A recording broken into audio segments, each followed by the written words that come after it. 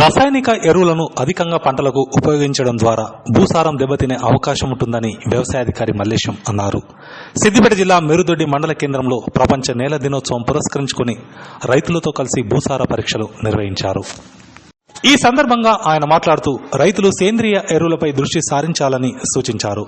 రసాయనిక ఎరువులను అధిక మోతాదులో వాడడం ద్వారా నేల సారాన్ని కోల్పోవడంతో పాటు పంట దిగుబడి సైతం తగ్గుతుందన్నారు. భూసార పరీక్షలు ప్రతి రైతు చేయించుకున్న తర్వాతే పంటలు వేసుకోవడం ద్వారా లబ్ధి చేకూరుతుందని తెలిపారు.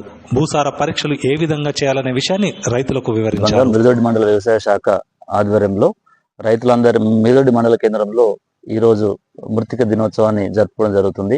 దీని సందర్భంగా రైతులకు ముఖ్యంగా అందరూ కూడా తెలియాల్సింది ఏంటంటే తప్పకుండా రసాయనిక ఎరువుల వాడకం తగ్గించండి.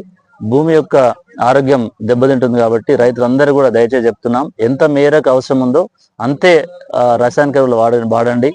మళ్ళీ ముఖ్యంగా సేంద్రియ ఎరువులను సపోజ్ మన మిరుదొడ్డి మండల కేంద్రంలో 1500 క్వింటాల పచ్చి రొట్ట విత్తనాలు కూడా వాడడం జరిగింది. దయచేసి ఇదే విధంగా ఈ రోజుకు పచ్చి రొట్ట విత్తనాల సాగు పెంచాలి. తప్పకుండా భూమి యొక్క ఆరోగ్యాన్ని కాపాడాలని కోరుతున్నాం. దీనివల్ల భూమిలో ఉన్న సూక్ష్మజీవులు, పంటకు ఉపయోగపడే సూక్ష్మజీవులు వృద్ధి చెంది భూమి యొక్క ఆరోగ్యం మెరుగుపడుతుందని తెలియజేస్తున్నాం. అదేవిధంగా మట్టి పరీక్ష కంపల్సరీ ప్రతి రైతు కూడా చేయించుకోవాలి.